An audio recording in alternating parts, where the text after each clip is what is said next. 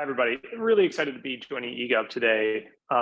Very fascinated by the work that you're doing, and keen to be engaged in it.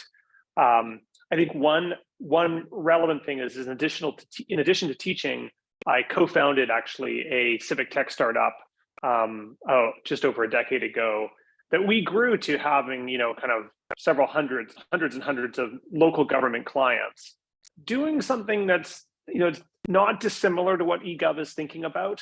And so in addition to kind of teaching and thinking about this from a kind of like academic perspective, I do have a lot of applied experience in, running an organization with 50 staff that's serving, hundreds of local governments.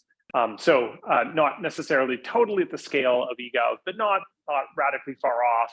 And so have a lot of sympathy for the types of challenges and things that you're engaged in, and it will feed into the conversation I hope that we're going to have. I also, before beginning, owe a huge debt of gratitude to Simon Wardley, who I think very, very highly of, really liked his ideas and have incorporated them very deeply into my course. And so this is a little bit of my spin on some of the thinking that he's done in this space. And had been talking to some of the leadership at eGov Foundation, and they found these ideas helpful. So that kind of led to this talk. So I'm hoping that it spurs some good conversations, both for the strategy team, but also for the technology team and for conversations between them. The goal for me is to kind of lay out a little bit of this, thinking about kind of how technologies evolve, and how do we have a dynamic view of what's happening both within our organization and in the kind of technology space around our organization that can help us think about strategy and how we should be positioning ourselves in a marketplace and how we can be maximizing our impact. So that's really kind of the goal today, is to share that with you and really give you new skills by which to have conversations internally around both where you should be making investments in terms of technology and product, as well as where you should be orienting yourself strategically about where you're trying to have impact. So that's the real goal for me today. To kind of kick things off, I don't because I can't see people, I might have to rely on them voting or things like that, but or raising their hand. I do get to see kind of questions and answers, but maybe people just kind of read this line for a second. Does anybody have any idea what this is describing? Anyone want to take a guess about what this is describing? Feel free to just pose your answer as a question in the Q&A. Anyone have guesses about what this is describing? Raise your hand or just drop an answer in the Q&A.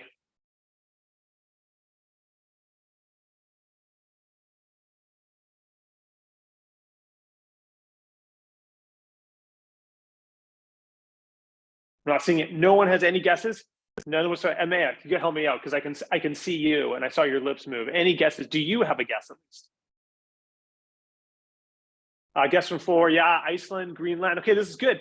There's a subtle clue here. This is one of Simon's slides. There's a subtle clue here of this very cute looking Viking-like creature. So you're 100% right. These are sailing directions. This is great. I love anonymous attendee. Thank you for your contribution, because you're bang on. These are sailing directions.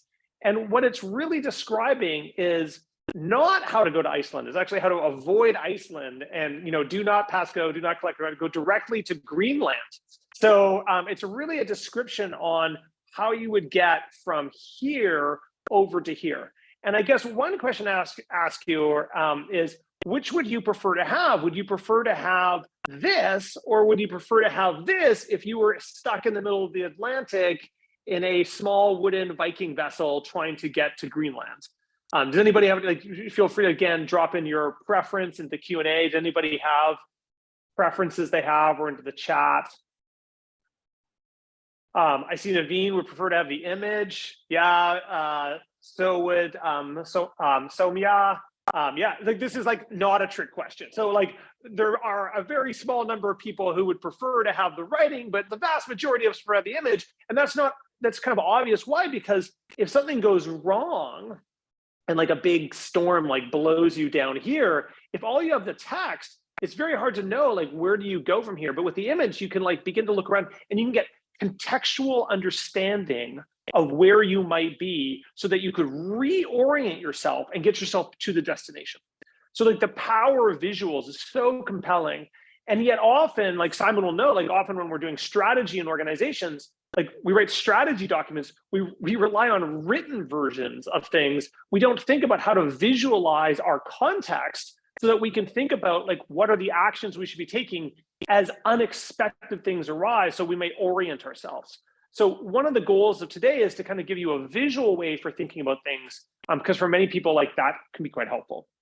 So I know you are co-located, or you're very close to the Sunbird team, and you know, for my students, a lot of them use systems like Moodle or Canvas. So I'm hoping that people are kind of familiar with different types of learning platforms that you've experienced an online learning platform.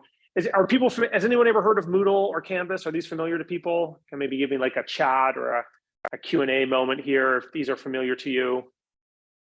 Yeah, people are nodding. Okay, great.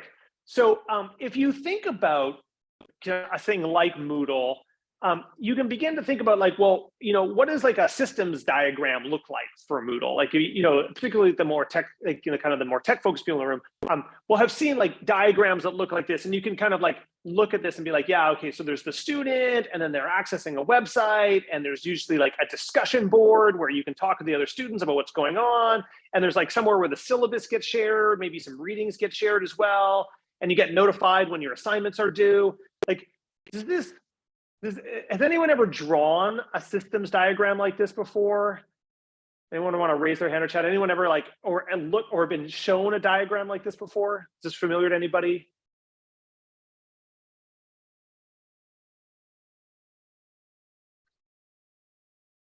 Yeah, so a few people saying yes, you've seen one of these before, this is great.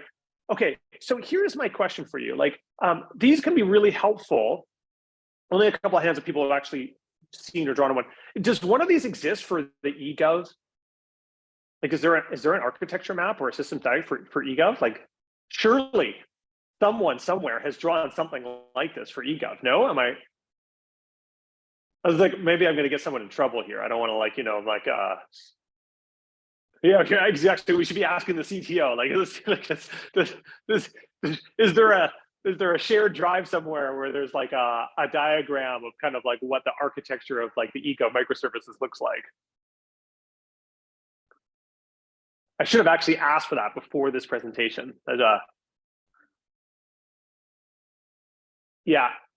So as we're figuring that out, I think one question I have for you is, as for some of you, you're like, you've never really seen these before. You might be vaguely aware that they exist. You can kind of see like what is going on and kind of like how the, you know, how things like flow. Here's maybe a question I have for you. If I move this box like this, does it change anything about what's going on in the system? Does this change the way the system is working in any ways?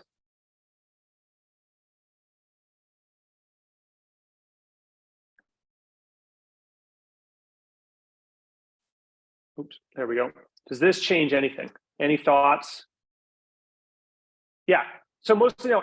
And the reason why no is because on this diagram, the only thing that matters is the connections between the different boxes. So the only thing that matters here is like what, so you could put these boxes anywhere, as long as the lines connecting them are appropriate, it will be accurate. What that tells you is that on this diagram, space and location have almost zero meaning. You can move things around and it doesn't matter. Now, what if I did this though? What if I swapped syllabus sharing and framework? Would that change the way this system works?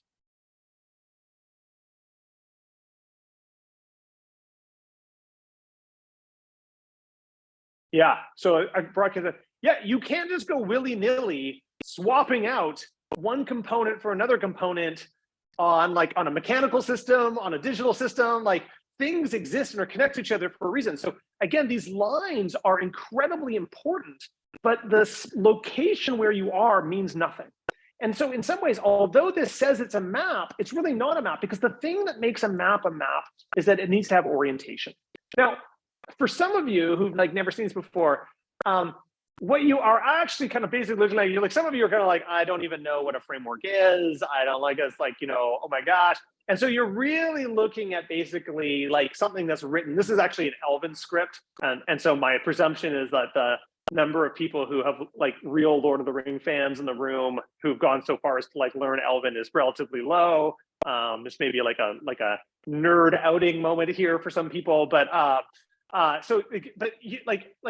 this is what things look like. And I think what more importantly is like when your CTO finds the architectural map for eGov Foundation, when they go to a government and the government says, well, tell me what eGov is, tell me how it works, tell me what it looks like, and you show them your architectural map of like, well, here's what our service says, you probably in many cases don't do that because if you're showing it to a mayor or a minister, this is what, like the chart literally looks like this to them. They have no ability to know what's in the boxes and what things are important.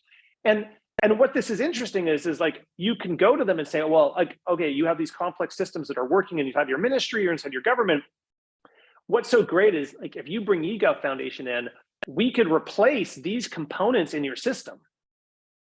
And then the mayor is basically like, I have no idea what that means. I have no idea if replacing A or B is a good idea or a bad idea. So what they need to go do is find their consultants, and then they probably don't trust their consultants. So they're going to find 2 or 3 consultants because they want to know if they all say the same thing or not. You are effectively kind of dealing with people who don't understand this. So that you're paying people to kind of figure out, okay, well, what do these things mean? And does swapping them out make sense or not? This is like the big challenge with the way that we try to present how technology works, particularly to non-technical people, is that we're basically providing them with diagrams that they cannot understand. And there's no relational meaning on the piece of paper. And there's basically only the boxes have meaning and the connections between them. And if they don't understand what the meanings of those boxes are, then they're in trouble. Okay, I hope so far this journey feels like it's kind of like you're like seeing, yeah, I have looked at one of these diagrams before, and either I understand them because I actually know the language, I speak Elven, I speak technology, so I can understand them, or I don't. And they are kind of like, I kind of have to trust whatever the IT person's telling me because my ability to read them is very, very limited. So that's like kind of, but this is how we kind of currently often talk about presenting what our architecture looks like and what's going on. And I think, you know, we can do better, and I'm really been excited by the kind of ideas that Simon's put forward on this. So the first thing is, what makes a map, as I mentioned before, is orientation. And how is orientation displayed on a map? Does anyone want to take a guess? Like, how do we know what orientation on a map is?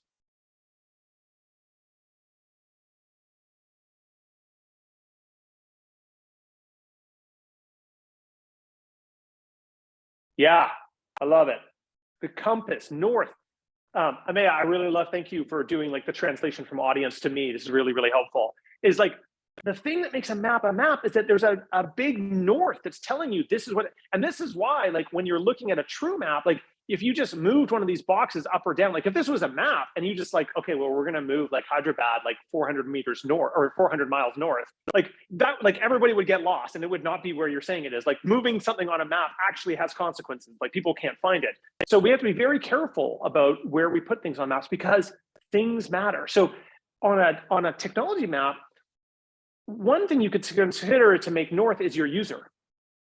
Like, so let's make north where our user is. So now you could start to think about, okay, well, let's organize our kind of various components that make up our system with everything kind of like what is proximate to the user and what's further away from the user. So Simon helped create like a photo sharing tool. So he has a map that he created for that I just stolen here. And so now you can see like there's a customer, and you can see for this photo manipulation tool, like, okay, well, you'd want to manipulate the photos. You'd want somewhere where you can store the photos online. You want a website where you can access the photos. You probably want the ability to print those photos as well. And then you could start to think about, okay, well, what are like the various things that are visible to the user to invisible to the user that they're using on this service? So you're basically taking your tech stack and you're mapping it from what's closest to the customer to what's furthest from the customer. So now you can see, okay, well, oh yeah, okay, so we want to manipulate images online, but we can only do that for the images that we have stored online. So there's a dependency here. So we still have those lines that are showing you the dependency, but they're oriented now around where the customer is. Now the customer wants to be able to print things, and they have to be able to access the website to print that, and then the website gets to the online photo storage. And all of this is connected to some sort of CRM, because we want to know who my photos are versus like Amea's photos, so those don't get like mashed together. We want to have like distinct accounts. And that has to have some compute that's running it. And there's got to be a data center that's storing everything. And then ultimately, like, you're at the bottom of your stack when you get to power, right? If there's no power, like nothing works. So now a user can really see what the dependencies are. Like the lower you are down in the stack, the more kind of critical the system is. And if it stops working, it has cascading impacts. Everything above it stops to work. And you're basically in big trouble. Whereas like, if this stops working, it doesn't impact these things down low, below not working. They may be still churning away, not doing anything, but they're still working, but everything above it stops working. This is hopefully like very familiar, particularly tech people, but even the non-tech people should be like, yeah, okay, I get like the dependencies here. And even already, you can see now like the dependencies a little more clearly. So this is all kind of pretty obvious. Most of you have done this, but now we have a north. So we like where we place something now matters on a north-south axis. Okay, so this is a first critical piece. Okay, here's where I'm hoping your minds start to get blown and why I get really, really excited. All technology goes through evolutionary phases, where it first starts off in a genesis phase, where it's just an idea in someone's head, it's percolating around, and then it moves into a tinkering phase where people start to try to build it in kind of like, off the side of their desk, in their garage, in a research lab, where the use cases are maybe not even totally really well understood, they're hypothesized, but we have like some ideas that it could be useful. And then after a while, like you do that, and then people start saying, oh, I'd like to use that, I'd like to use that. And it starts to get a little more standardized. Maybe we custom build for many different customers, but after a while, someone says, we could build this a whole lot easier if we kind of standardized it a little bit and we turned it into a product. And a product is actually about the narrowing. It's about the delineation of like, it does this and it does not do that. So a product is actually about narrowing choice and saying, okay, we're going to limit the functionality a little bit. We're going to maybe give you a few things you can choose, things that you can do, give you some options, but we're going to limit the options. But that allows us to support it more at a bigger scale. And so like, you think of automobiles as moving from like the horseless buggy, a lot of people tinkering around, custom building their own engines. Are we gonna use fuel cells? Are we gonna use gas? Are we gonna use electricity? Like lots of debate. And then like that eventually moves to product where Ford says, no, we're gonna like, rather than hand building every car and customizing it for the needs of every buyer, we're just gonna standardize the Model T and we're gonna like cram those things out. And you can do some tweaks, eventually they were like, you can have different colors and like, there's like a luxury version, but it's pretty standardized. And then things get commoditized, which is where even more choice gets taken out of them. And we really kind of like fundamentally standardize them. And commoditization in the transportation space is like Uber and Lyft and Grab. It's like, actually, you don't even care about the car anymore. You just want to get from A to B. And you're like, I don't care if it's a Lexus or if it's a Ford or if it's a Tesla. I'm just getting from A and B. The thing's just taking me there. And so it's totally commoditized now. You are almost indifferent. So you see technology moving from these different phases. Another example I always like to use is like thinking about electricity. You have this ideation phase where the Greeks were first playing, we have this like force we don't understand. And then you can think of like the movie, The Current Wars, where like people start to like Benjamin Franklin and then on to Tesla and Eddington and Westinghouse start to custom build these generators, and these huge generators get bought by factories, but the factories are buying custom made generators that are for their specific needs. So like the entire kind of like industrialization and the shift from water power to electricity is really about factories building these. And then like we think we're gonna, every home's gonna have its own custom generator that it's gonna like, kind of like every home in London like had its own coal heating facility, like everybody had their own coal furnace in the basement. We're like, oh, generators are gonna be like that. No, ultimately we decided, no, we're gonna skip product and we're gonna go straight, we're gonna build giant utilities outside the country, outside of the cities, and we're gonna build grids, and you're just gonna pay for electricity when you use it. Like that's the journey of electricity from genesis to commodity over a 3,000 year period. Does not happen overnight, over a 3,000 year period with about 2,000 years here and, 20 to 50 years here. And then the last 100, 150 years here. Like, so we're at the very tail end of that journey. Okay, that is what provides us with our y-axis now. So now you go, okay, well, if technology evolves, what's in the genesis phase? What's in the custom built phase? What's in the product phase versus what's being commoditized? And these things are not always clear. These are debatable, contestable states. But now, this is where I really hope your mind gets exploded here. Now, take that photo sharing application that I talked about, but before we were talking about like user as the anchor, what's visible to the user to what's invisible. And now you can start to say, okay, well, where are the different components at?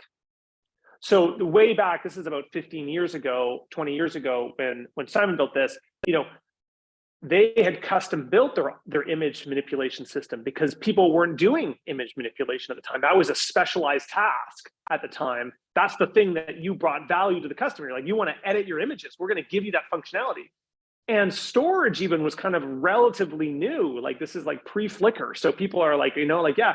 Whereas like printing, well, we'd commoditize, like, you know, printing, like printers were products and websites were kind of products that you could buy.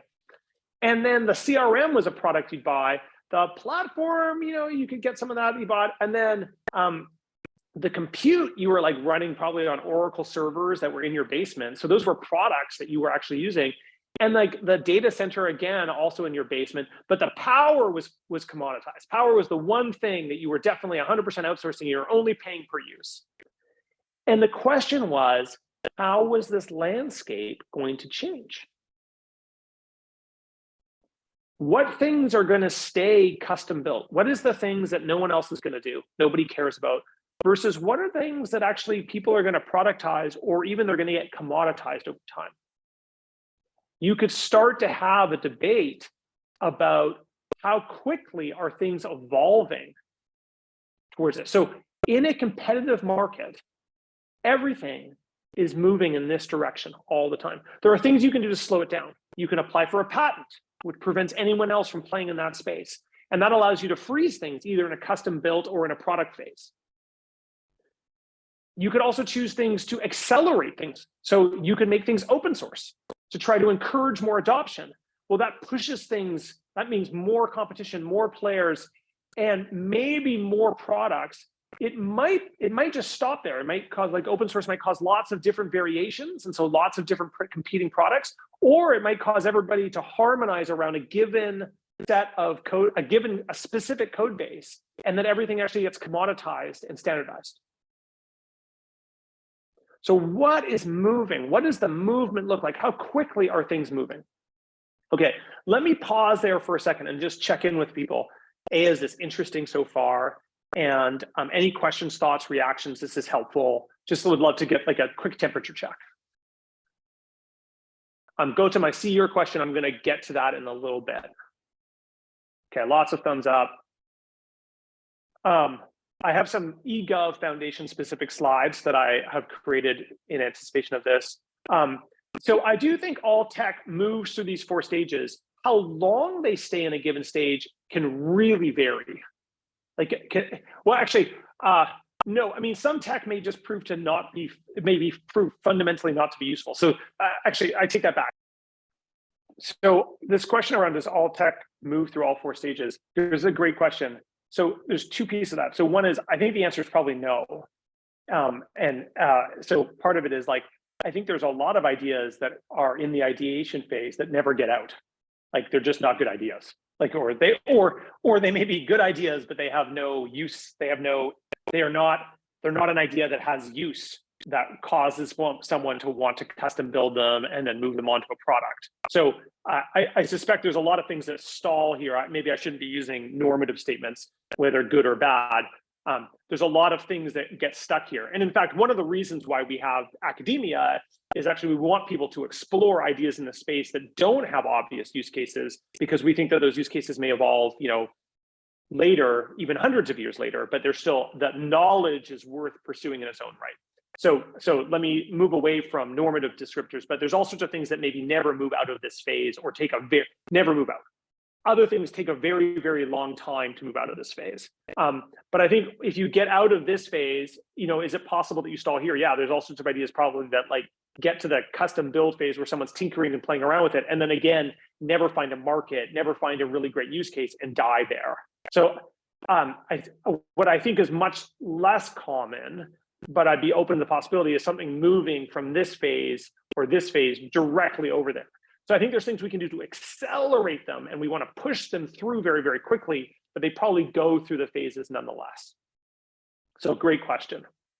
But not everything, things can stall in earlier phases. Okay, let me, do things move backwards? Great question. Do things move backwards? 100% they can move backwards. And they can move backwards for all sorts of weird reasons. Like, so one of the ways that I like to think about things moving back, like one example I like to sometimes think about as a way of playing around with something moving backwards is, I believe this story is correct, that like a decade ago or something like that, the ambulances in London were all using Windows XP on the computers that were inside the ambulances, and Microsoft deprecated Windows XP. It was basically like, we don't serve this anymore. But all of this custom built software had been built on the XP platform, and basically like were mission critical. And so then so here you had, like, we could debate whether or not XP was a commodity versus a product. So we might put it more in the product category, but it was a product that was serviced by Microsoft. Now, in order to get servicing for that thing, there was no more product category. You had to go do like a custom deal with someone who was like, I will service your XP devices, even though like Microsoft doesn't service them anymore. And so that is an example where you can actually see technologies move backwards. This can also happen if like all of the competitors in a market space were to be removed from the market space, so there's no more competition. Someone might actually be like, actually, yeah, we're not going to offer a productized version anymore. Now you have to come to us, and we're going to do a custom version for every player and charge a whole lot more. So things can move backwards. Typically you need to be a lack of competition to make that happen, but it is possible. A great question. But typically things are moving this way, kind of like in a normal capitalist system, things are typically moving this way. So it's good to understand this, the kind of like a natural flow, but not necessarily the case. So wonderful questions. Okay, let me kind of share a couple other insights before I get to some specific examples here. So one is, I'm like a big fan of thinking about how we, bring more agile approaches into government, particularly in the technology space. But I think one of the big dangers is it's not all agile all the time. In fact, when you look at where you are on this map, there are reasons why there are kind of like more slow, deliberative processes for project managing. And it's because if you have a system that has a huge amount of dependencies built on top of it, you can't go around willy-nilly like throwing out minimum viable products and blowing up the things that already exist. So I'm not sure the degree to which I want my electrical grid to be deprecating massively dependent systems and launching new ones. So the consistency there matters a whole lot. Now, that doesn't mean there aren't places where they could be playing, but we want to be very cautious about that. So as you move to things that are kind of on the commodity side, here, like things are kind of more ordered and known and stable. The margins are lower. They're essential and ubiquitous. And over on this side, as we move towards ideation and particularly custom build, but even still in the early product phase, things are chaotic and uncertain, unpredictable. We don't even know what the market is, or the market's like the size of the market's unknown. The pervasiveness of the technology is going to be unknown. The number of people with the skills in using it is relatively smaller, so that skill set is more valued. So here, like you can start to think about like, you want to have much more agile processes where you can adapt and learn quickly when you're over in this area. And then over here is more your Six Sigma world, where actually things are kind of much more known. It's much easier to plan because the uncertainty has been beaten out of it. And what's important about that is that's not just true about technology. That might be true of a whole project. So you might have a project that is using effectively commoditized elements in it, as well as things that have been productized, as well as things that are still being custom built. Like I guarantee that within eGov right now, there's probably things that you are custom building and there are things that you are kind of more or less buying off the shelf. And then there are things that you're leveraging off of, like, you know, open source solutions or AWS or things like that, that form up components of what you do. Like, you have all of those things in their kind of product, the product that you offer at the moment. And you want to think carefully about how you manage those, and you might manage them differently. And so some parts of your project might be like, you know, like an agile team is really working and iterating very quickly, whereas other parts of your team are actually trying to create standard operating procedures for how to operate those things. They're trying to standardize those things. And other places, those standard operating procedures are actually well documented and known, and you just need someone to run it and incrementally improve it. And I think one challenge is a lot of organizations like, we're going all agile. And it's like, well, is that the right answer? It really depends on what you're doing and where you are in this evolutionary map.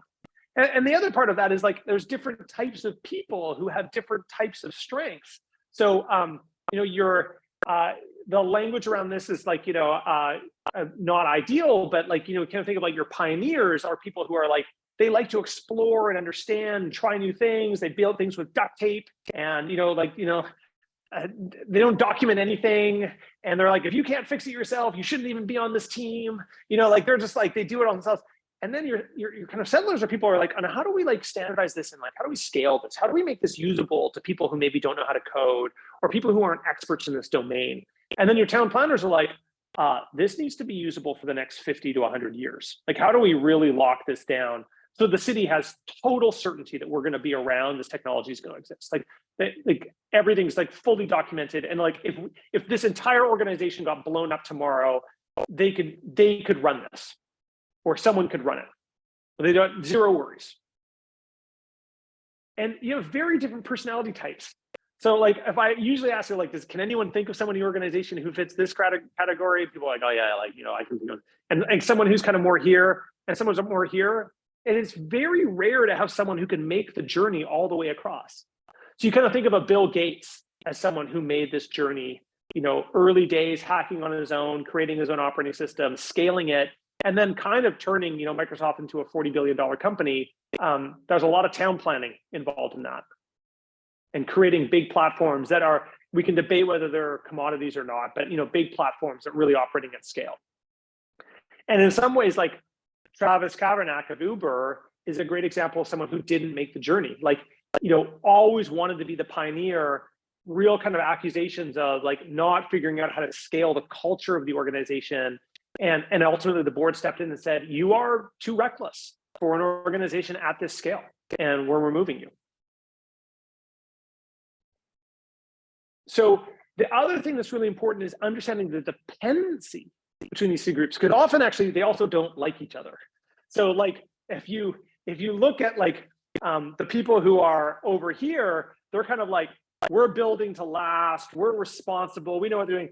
These people over here, look at these reckless yahoos who are building things with duct tape, no documentation, and they think we're going to be dependent on those things. Like, that's like crazy. We can't rely on these people. They're totally, like, they're out there, they're clowns. And, you know, these people are okay, but, like, you know, they still don't get it. They're, like, doing the best they can.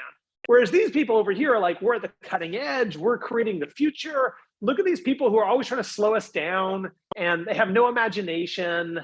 They don't know how to operate in low resource environments or how to respond to users' specific needs. All they can do is, like, create these things at scale. They're slow and plodding. And so there can be real tensions between these different types of groups, but they're utterly dependent on each other, because your people here, when you're building something new, a lot of that newness is actually the recombination of commoditized elements, or it's the consumption of commoditized elements with something new added on top of them.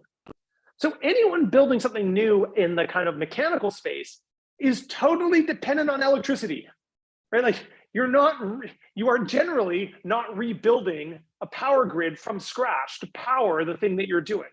So you are part of the recombination is taking this existing infrastructure and using it and then building on top of it. And the people who are building infrastructure, well, the new things that become infrastructure and standardized are things that get ideated by these people over here and move over here. So everything is kind of like, everything is moving towards here. If these people didn't exist, nothing new would arise. So there's this incredibly symbiotic dependency, even though often these teams are clashing quite vigorously. Okay, the next thing that kind of like just shared gets me really excited is I've been talking about this entirely in the kind of digital space, but actually, or sort of in the product application activity space. But actually, you can think about this not just when it comes to product, but you can also think of it in terms of practices. So practices also evolve from novel practices to emerging practices to good practices to best practices. And I'm going to talk about that in a little bit. And data goes from unmodeled to divergent to convergent to modeled. And concepts go from, knowledge goes from concepts to hypothesis to theory to accepted. And part of the challenge that you have at eGov Foundation is it's not just that you're trying to figure out how to move the technology to commodity. You're trying to figure out how to move, you have to change practices in the target organizations that you serve who see using microservices as a novel or new or wild practice.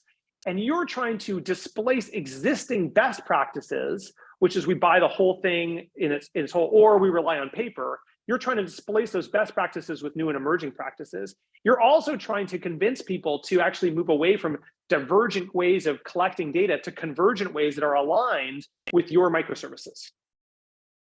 So you're actually trying to do multiple of these things simultaneously.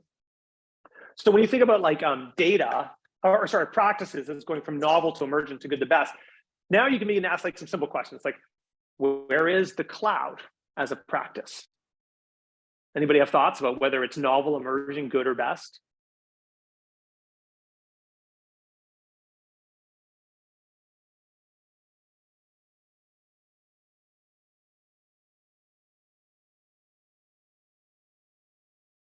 Yeah, you're like, good?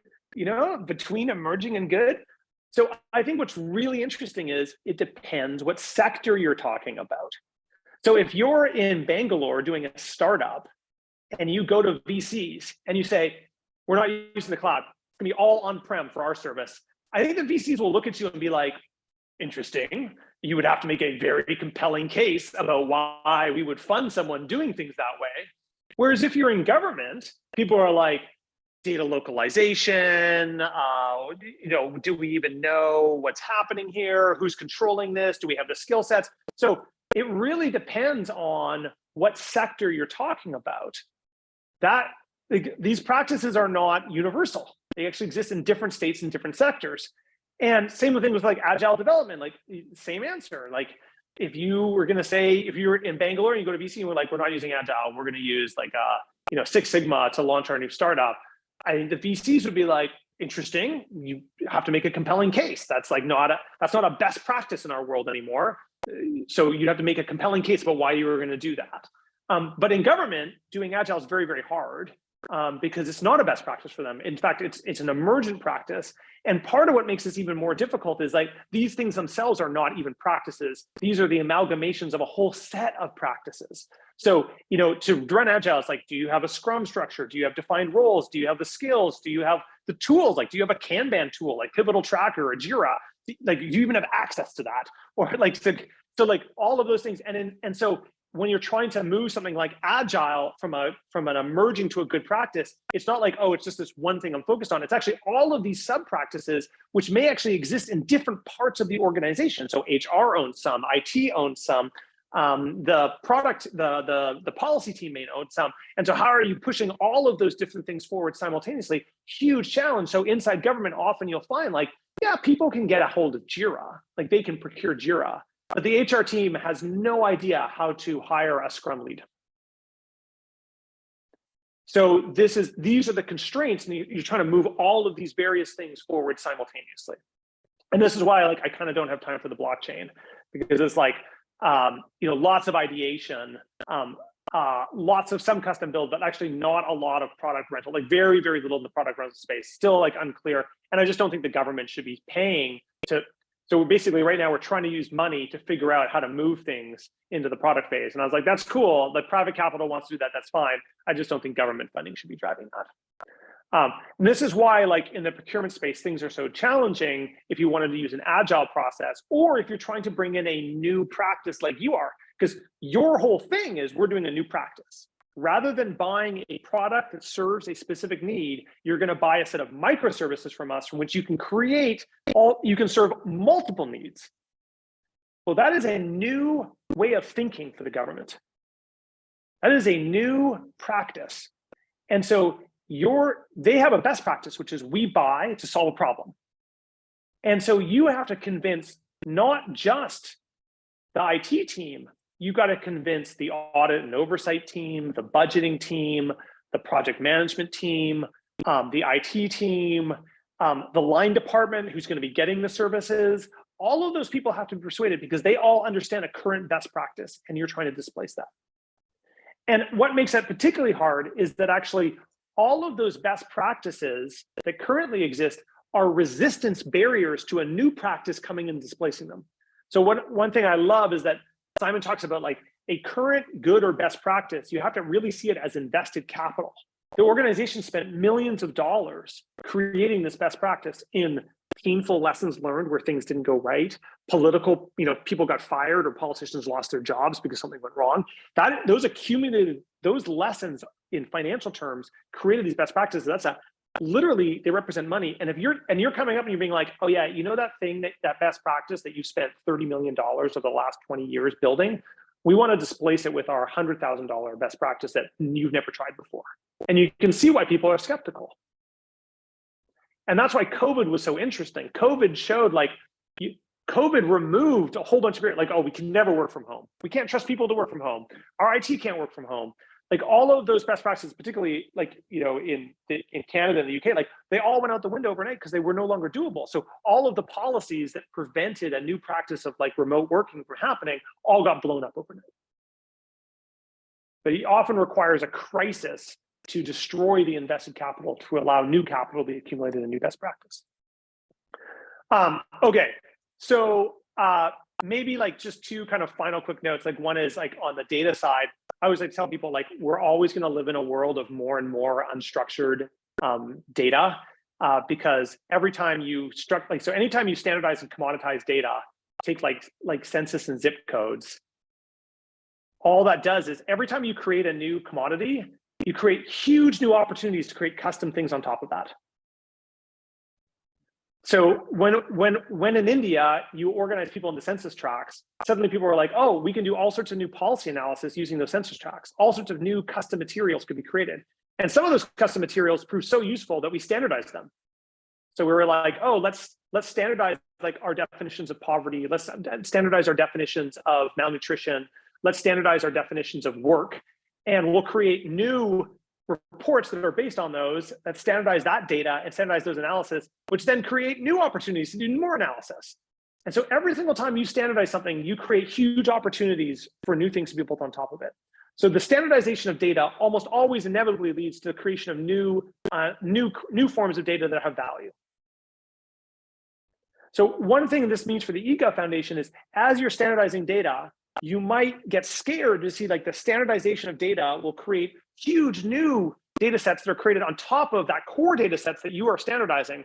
And then you'll be like, we need to standardize those. And that will overwhelm you because there'll always be way more data being collected than you could ever possibly organize. So instead, you have to really think strategically about what are we focused on standardizing that's going to create the most new opportunities.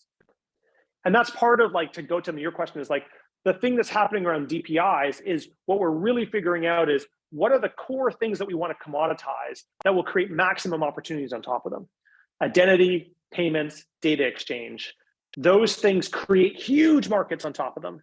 And if they're controlled by private sector interests, the opportunities for monopoly and rent extraction are very, very high. So we want public control, or we at least want public involvement, regulation. Same thing with electricity. The reason why we have grids and the electricity is often a highly regulated space is we want to guarantee access and we want to limit rent extraction. So two things to close on. So one is I showed you this map before and the question was, should we outsource A or should we outsource B? And most people look at this and they're just like, I have no idea. because these boxes mean nothing. Whereas if you put it in a Wardley map and you ask the question, like, should we outsource A or should we outsource B? Does anyone have thoughts about which one of these you might outsource? Any guesses in the chat?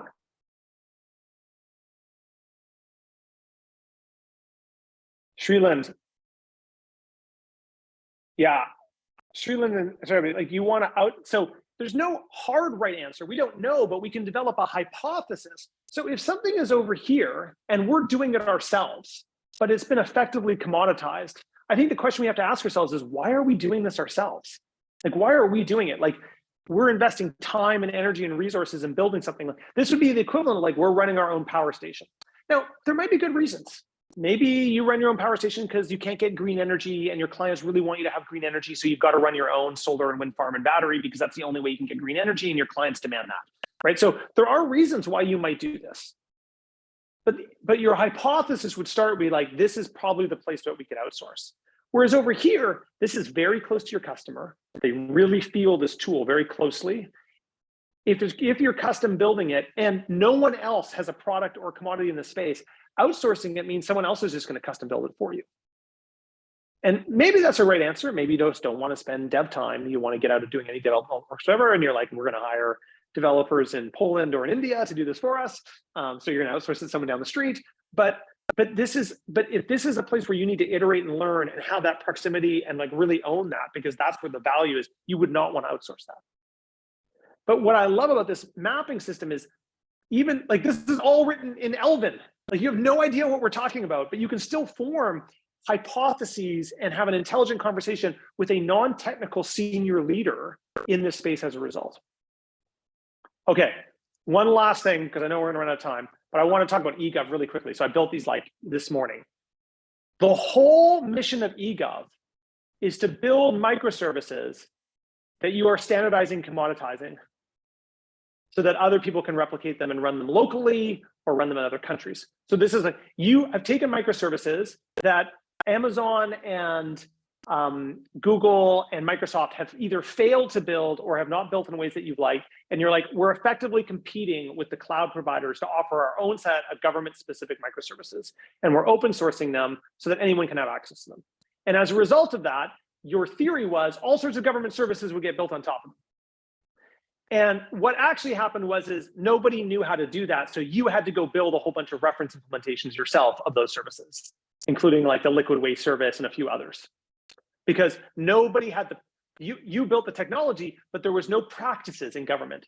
The government people are like, we don't have the people to use your microservices to build stuff. So you're like, oh, okay, we're going to go build the reference one. So you did this, and then you thought this would happen. You thought you'd create a whole new marketplace, but that marketplace did not happen, or it's actually that's not fair. You do have consumers. It didn't happen to the degree that you were hoping. So you had to go build a bunch of reference implementations yourself, and then push those out. And then government's like, oh, we do know how to buy those. Like that we know how to buy. And you're trying to use those to like get them to understand this so they can create more of their own. And then other things happen, like Premrod showed up and was like, oh, I like your tools. I'm gonna like use that to build a vaccine tracker. I'm gonna give it credit to Premrod, but I know many people are involved, but I talked to him about it.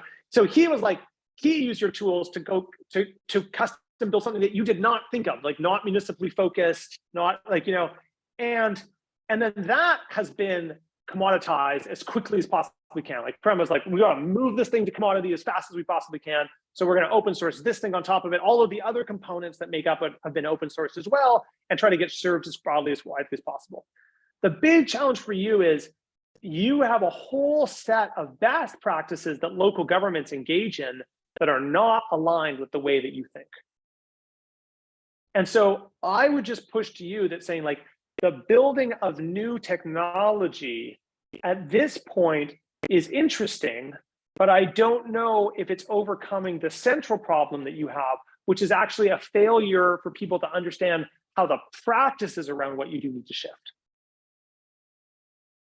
And that giving people more microservices isn't going to magically change those practices. The addition of a 8th, 9th, and 10th microservice is not going to suddenly cause the government to wake up tomorrow and be like, oh, now I get it. We're going to hire developers and build our own tools.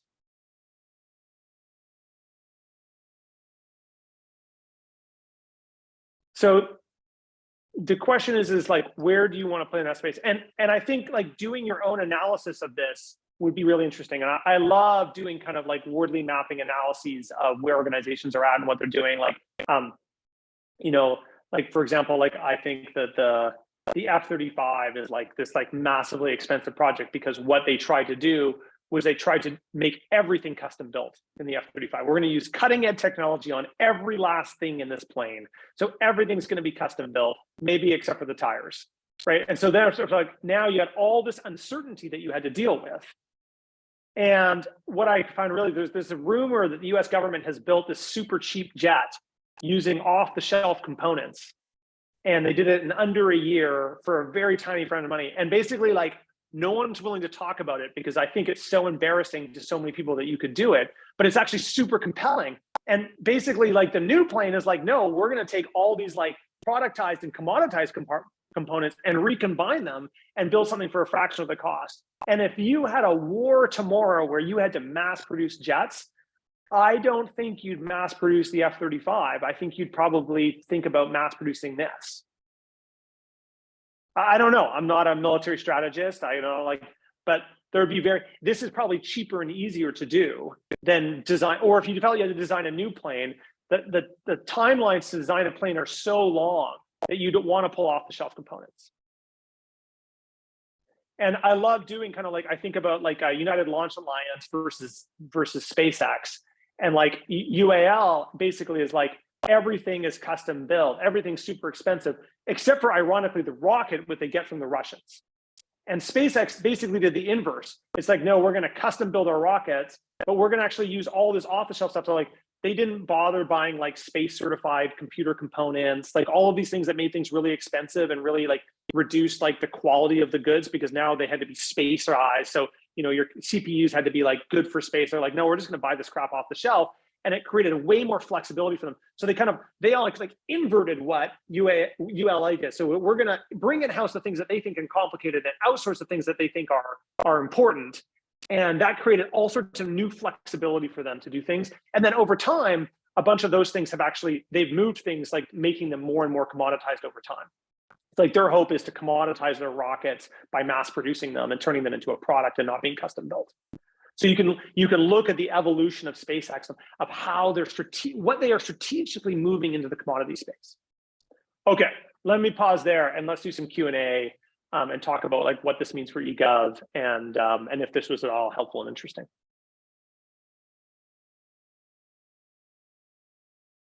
I do see there's a conversation from Manish about should governments and businesses think differently about what they want to outsource.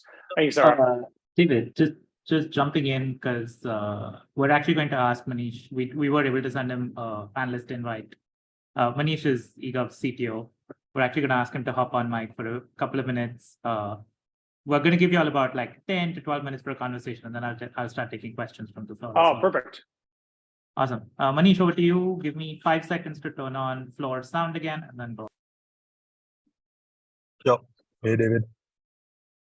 Manish. Good. Am I ready to go? Okay. Hey, David. First, thanks for this great, insightful talk. I think it gives a lot of reference for us to think about what we are doing. Couple of questions. One is, of course, how these components of any large system, like you were talking about, how do they evolve, and what makes them, whether you move them towards commodity, and whether you are basically leave them in the product space. And some of these also are decisions in terms of like you're saying, the capacity, the environment in which you are operating, right? And I think in some cases, like I'm specifically talking about eGov, and now that we're also looking into many of the global countries in Africa, etc. In India, for instance, there is a good amount of markets players that exist who can actually take it up. And the whole premise is that you build these pieces of puzzle, these building blocks, which market players are able to assemble. So that even though the capacity may not exist within the government, it allows for government to basically use the building blocks, open source building blocks, and work with the markets to actually stitch their needs together. And I think that's where my question, the way I was thinking was the way businesses think about outsourcing and the way government thinks about outsourcing, in my head is kind of almost inverted. What is commodity and which is of large public utility, governments may want to not necessarily outsource that. I don't know. I'm not sure that's the right way to think. So I wanted your thoughts on. Yeah, I think the thing that's happened over the last 50 years is governments have increasingly sought to outsource most operational responsibilities and think of themselves as a kind of regulator and quality control component within the system.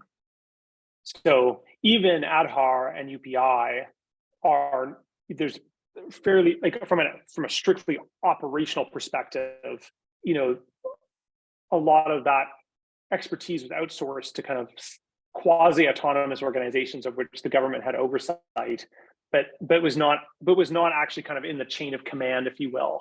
But really strong, but like a desire for at least a strong thumb on the scale for oversight. And I think there's a real debate right now inside governments about how much internal capacity do you need, in part because one of the ways that you have effective oversight is you actually have the ability to do. So if you have nobody knows how to do it, then actually your ability to provide oversight may be actually quite limited. And I think in the United States, for example, there's a lot of concern that basically the expertise has been stripped out of the organization. And the people that are left actually don't have enough operational experience to know how to do the oversight piece as well as they could. And so there's real debates about how much more capacity do you bring on inside government. And I can't speak well enough about the Indian context on that. But what I would say is, like, one thing that I think is going to be interesting for eGov to think about is, like, what's the dynamics of this system? So let me so one of the things that I think you want to always be thinking about is anytime you commoditize something, it creates new opportunities up here for new things to be built. So one of the things you're saying is, like, oh, there's a lot of private sector players who are already using our microservices to build new components, or are using our data schemas to kind of harmonize around a standard by which they then become interoperable, which is what gets me so excited about eGov. Like, I think this is a huge accomplishment. This comes back to that question I kind of mentioned about data, which is so one is, when do those new things that are being developed in the private sector become ubiquitous enough that you need to step in and actually take over and convert, decide, be like, hey, private sector player, the thing you have built is now becoming kind of universally used and is giving you leverage across the market space that you could be using to extract rents and limit competition. And I think we need to build an open source version of that microservice, or we need to create an open source standard of that data schema so that you no longer have that leverage. So, like, Amazon does that in a proprietary sense. Like, the genius of Amazon is AWS creates all these microservices of which people then build upon them.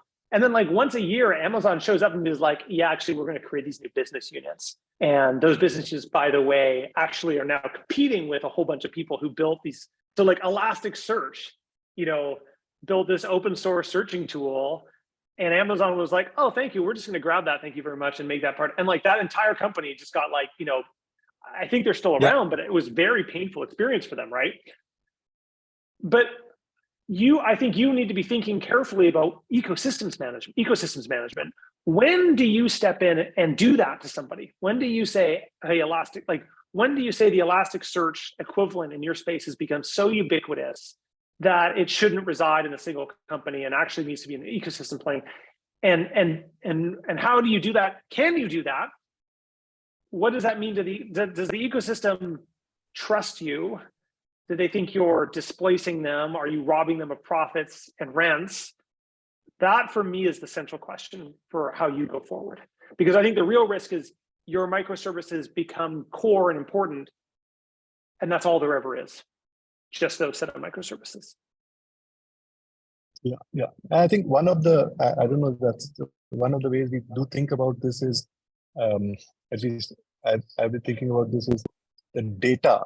There are microservices that hold precious data, like which we call registries, right? And whether the government should hold those registries and potentially let everything else be done by markets, right? So that at least they don't lose the precious data part of it. Other pieces are more less replaceable and so on and so forth in some sense. And this is why I really wanted to share these slides about, like, there's like, I talked about, like, unmodeled to divergent to convergent and modeled, right? So this journey of, like, so the whole thing around DPI right now is basically everybody's being like, we need to move financial transactions to modeled, like a single, like, no, there's a standard here. You can't have competing standards around doing financial transactions. Same for digital identity. We're like, no.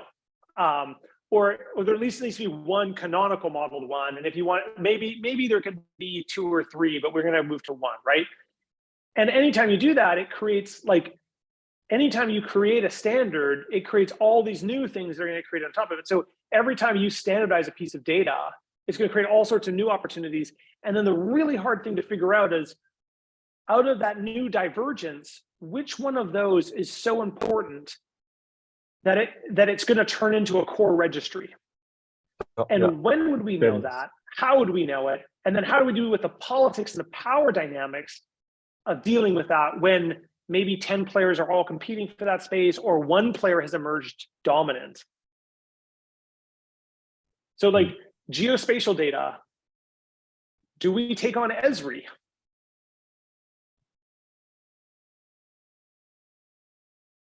Yeah. I think I get what you're. So David, I don't know if this is so I think there's a question there. I think even Gautam is asking that. So what are the mind shifts that we need to embrace to move towards commoditization? And I think that's something. How do we think about this? Yeah, and where do you get power from? The other thing too, like, I think we've talked about this, Manish, but, like, what if tomorrow Amazon showed up and said, oh, this is great, we're going to grab all of your microservices and offer them? Like, there is a world in which that's actually a really good news story, because it would actually increase the scale of the impact. The question is does Amazon, Microsoft, and then, like, the 2 or 3 local cloud providers in India, if they all adopted your microservices, what stops them from evolving them in divergent ways? Like, how do you keep the center of gravity? And so right now, your reference implementation has enough. You basically are in kind of semi-engaged in a Mozilla strategy, which is you keep a large enough user base of your reference implementations that no one can diverge very easily. But what happens again if you start to lose that? And do you need to protect it? Is that the only source of your power, or could you create other forms of power? And so you working with the Indian government to standardize these to codify these as policy or as law is a different way. So you're like, oh yeah, even if all the reference implementations disappear tomorrow, but that's a very rigid way. So when the next generation of data that needs to be standardized gets figured out, are you going to have the leverage and power and the influence to convince the government to reopen the legislation to add new registries as being standardized? And when would we know is the right time to do that? And how do we know those are the right ones? Like, those are real questions.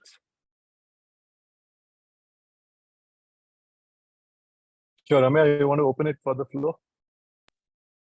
Yeah, on that note, we're going to open it to the floor. So if anyone wants to type in questions for David, please go ahead. We'll look at the chat, we'll look at the Q&A. I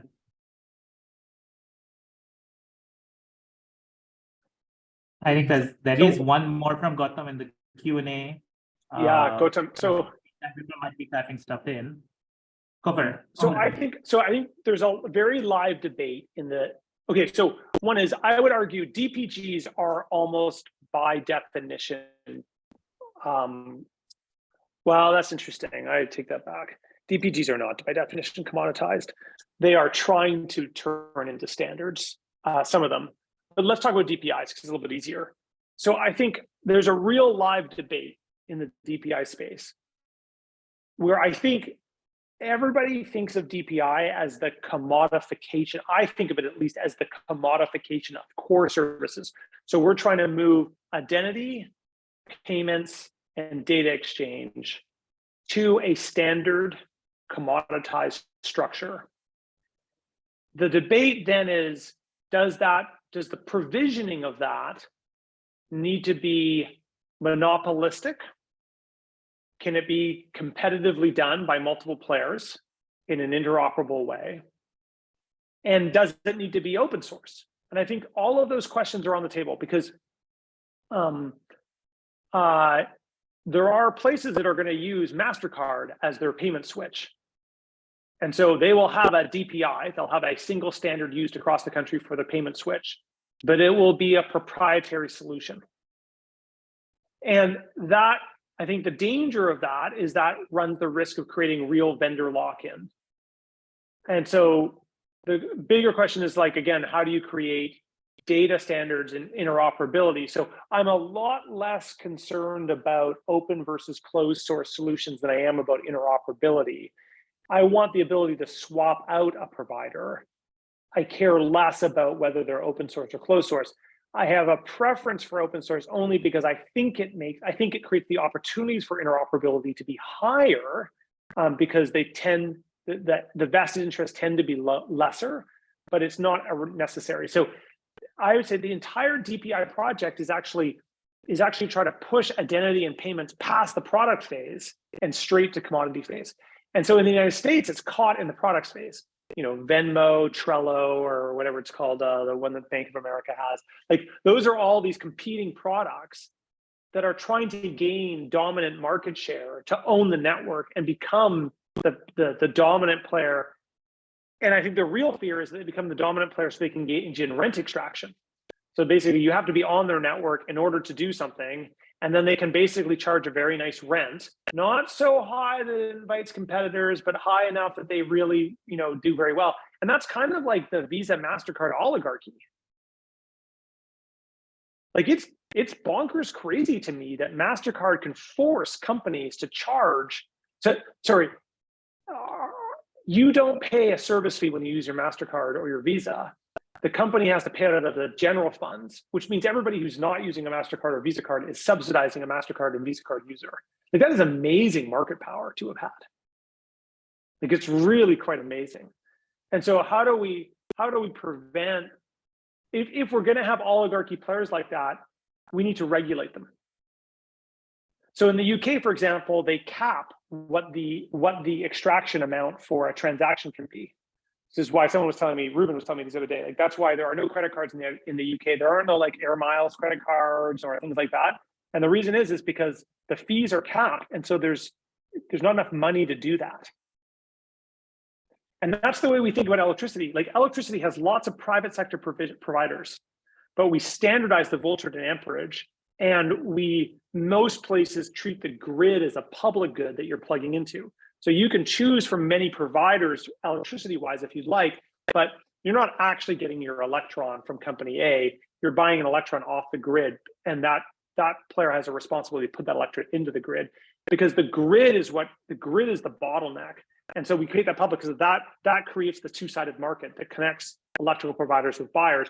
But even on the electrical provider side, we often regulate the heck out of them. You can't deny access to a user, and we stipulate what your rent extraction is allowed to be. So I think the DPI space is, how are we moving the technology over here? But then the question is, what are the practices that we need to saddle over here as well to ensure access and prevent surveillance and things like that? Now I'm kind of rambling, so I apologize. So, Amir, if there's no other question, I'll ask one more question. Yeah. So, David, in what you're saying, so there's two things. One is whether DPIs will be publicly funded or funded by the government, or whether it is possible to actually build just protocols like ONDC and stuff like that, that just doesn't need to be funded and will be profitable to operate without public funding. Is that a good way to frame? Maybe. So I think a lot about electricity. Because in most jurisdictions, for example, like if you fail to pay your electrical bill, they don't cut you off right away. Yeah, but that is also causing most government deficit in India, in the states. Yeah. Because India, like this is a great conversation. This is like a really interesting conversation to have in India, because in India, it's like there's so much free riding that it can bankrupt the energy providers. So there is a problem on the inverse side, but in Detroit, you have the inverse option, which is like, water utilities will cut people off when they haven't paid their water bill. And that has a bunch of cascading effects. Like if you have children, foster care comes and takes your children away from you, because if you don't have water in the house, it's no longer a safe environment. And so like, and like your ability to get a job diminishes because you can't shower to get cleaned up to go get an interview. And so we want to be there. There's really important. So often what we say is in the places where we have infrastructure, particularly public infrastructure like roads and electricity, what we are typically doing is giving people a license to operate. So we say, you can build an electrical company, you have to adhere to environmental guidelines, and then you can't turn off access if someone fails to pay a bill. In the first month, there's a process you have to go through. There's also an ombudsman who people can complain to that sits outside the electrical company that's kind of providing oversight. So it's not like you're just a standard private company that can just like offer its services. There's a huge social contract, like a license to operate social contract that comes with participating in that sector. But in return, we kind of guarantee profit. Like often the government sets the rate for electricity, or at least sets the band. And that really in turn is like kind of guaranteeing an ROI. So not that you become mega rich, but you'll become suitably wealthy. But the trade-off for that is like you get handcuffed all sorts of ways. And so I think, so the DPI and the technology side is how do we create protocols and interoperability, but that won't be enough in my sense, because you can have protocols that are operated by monopolistic actors who are not adhering to a social license that we want. So it's not, so Manish, my answer is like, yes, but that's not enough. There still needs to be the social license that comes with this. Yeah, and then the institutional structure. Yeah, that's right, the governance. And this is like in my world where I talk about this with eGov, which is, I always say like, okay, imagine a world where the state of Karnataka decides it's going to stand up its own eGov servers and provision them to every city within the state. And then some city decides that it's going to enact policies that the state level doesn't like. Well, does the state government have the power of turning off those microservices just for that city and saying, well, if you don't change your policies, we're cutting off access? That for me is like, that's like a non-acceptable outcome. And the whole edifice would fall apart if cities thought that that was a risk. So how are we creating the governance structure where if this really is public infrastructure, what are the rules that determine access and the charges, and how can the cities know they can trust the state and. And Amaya, I don't know how much competition we want. I think that is the live question. The question around the DPIs and the stick, and even with eGov, is where do you want the competition to sit? Like, I don't think we want competition around grid provisioning. I don't know that I want to make the investment of multiple grids, electrical grids. So it may be actually there are strategic places where we want to have monopolies that have very rigid rules around social licenses, because they create competition below and above them. And I think in the DPI space, I'm still trying to figure that out. Do we need to have a single, where do you need to have a single place where there's actually not competition? So I think right now India has decided that's true at the Aadhaar level. There's not going to be competition. There's going to be one. Maybe that's a good decision. Maybe it's not. I don't know.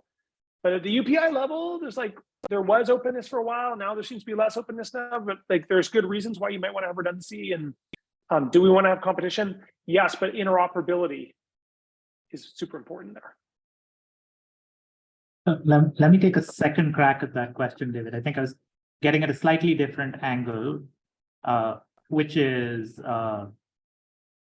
if you were able to create or staff your dream regulator to work on this, what skills would they need to have? What should we be working towards improving capacities inside government that will move all of these conversations forward? Yeah,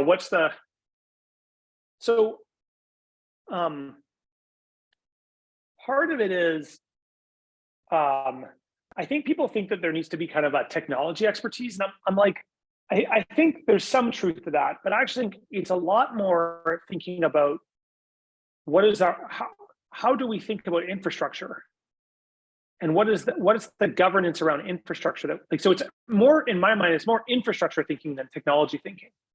The technology, like where the technology could go, needs to inform the conversation. But in some ways, like on a Wardley map, like when you standardize and commoditize, you're really locking something down. And you're making it very hard to displace it. Like imagine how hard it would be for us to like decide we want to blow up TCP/IP and move to something totally new. I mean, like or to change the voltage and amperage and socket sizes in India, right? Like once you standardize this stuff, like that decision's that's like 100 to 1,000 year decision you've made. Like I love that old joke about like, you know, why are cars as wide as they are? The cars are the widths of 2 horse butts. And that's because that's how the Romans built roads, is they had to accommodate the rear ends of 2 horses. And so like that decision has like these cascade, and that's like, that decision has these like massively cascading impacts that go down like 3,000 years now. So we're making some pretty important, so I think it's how the technology could evolve is in some ways like not even relevant unless the technology is going to totally displace the infrastructure. But we're really figuring out how to lock things down. So if we're going to lock it down, that's a big decision, and we better make sure we're thinking about the business models, the competition policy, the access and inclusion. And that's kind of more market shaping and infrastructure thinking in my mind than anything else.